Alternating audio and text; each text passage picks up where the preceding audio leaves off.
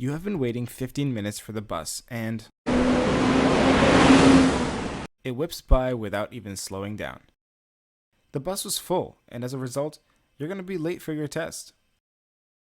What is the point of public transit if it is not dependable? Sounds like a job for an industrial engineer.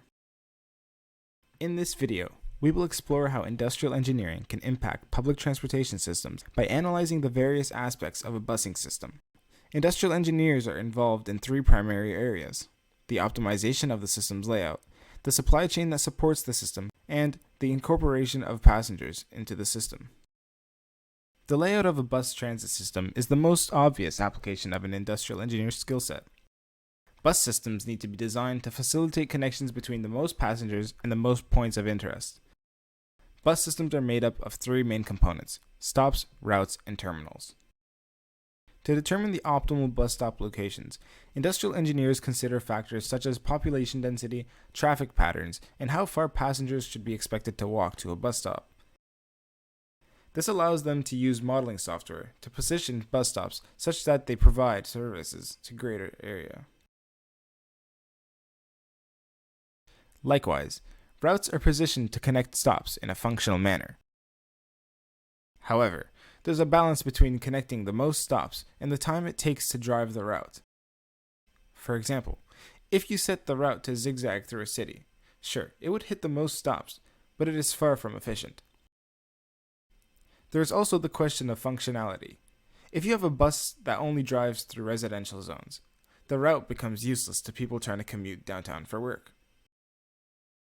Industrial engineers therefore do extensive analysis of movement patterns and tendencies of a city's inhabitants to best design a transit system to their needs. Finally, terminals act as a crossover point between routes, allowing users to take a more optimal route to their destination.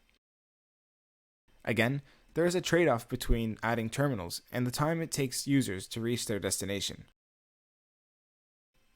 Even if a route is more direct for a user, constantly changing buses is less efficient.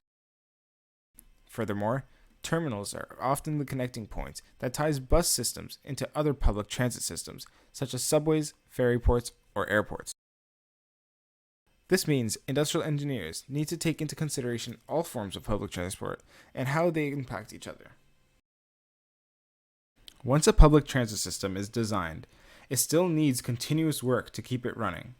This is the second area that industrial engineers can impact public transportation: supply chain and scheduling.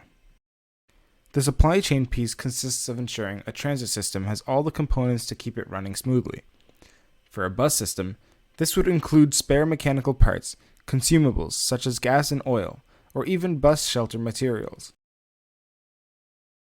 Industrial engineers therefore work in liaison with mechanics and other support staff to maintain a complete inventory. However, this is a fine balance. Having a shortage of any given item could cause disruptions to the system, but having too much requires excessive storage space and could result in items degrading in storage. The same applies to full buses. On top of the buses being used in routes, bus systems need a buffer of available buses that can be sent out in the event of a breakdown or traffic collision. Industrial engineers make calculated decisions on the number of buses the system needs and then ensures this quantity is kept ready for service. Once again, having too many buses wastes space and money, but having too few is not an easily fixed shortage.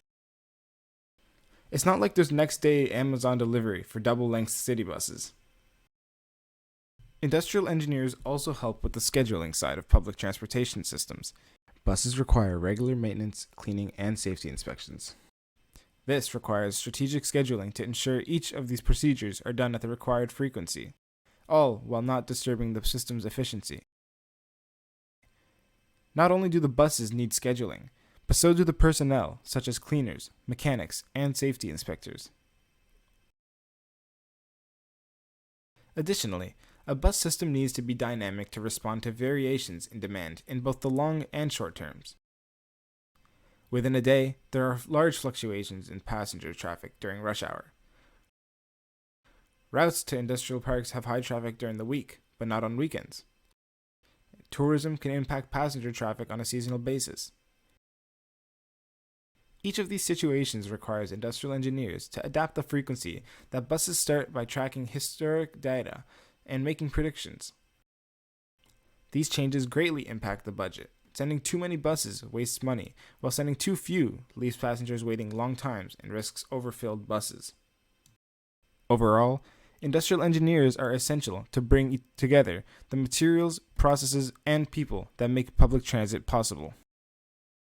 The final major focus in public transit for industrial engineers is ergonomics. Amongst the mess of machines and schedules and optimized routes, the system still needs to cater to the people using it. It is therefore necessary to consider passengers' comfort levels and accessibility needs. A public transportation system needs to balance comfort and functionality. The main factor that connects the two is the number of people a bus can hold. While the comfiest option may be to have a bus full of lazy boys, and the most functional would be to pack everyone in like a can of sardines, industrial engineers need to design solutions that are somewhere in the middle. This is why most city buses have seats for when the bus isn't overly crowded, but ceiling straps and handrails that allow people to stand when the bus needs increased capacity. Buses also need to be usable by everyone. This includes people with accessibility requirements. Industrial engineers have been working to better design buses to extend their functionality to all users.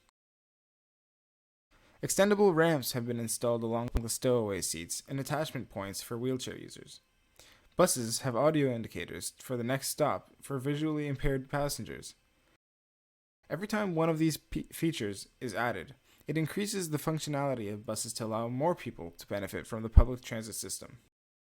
In conclusion, industrial engineering plays a critical role in many aspects, such as optimizing public transportation, encompassing system layout, supply chain management, and passenger comfort and safety.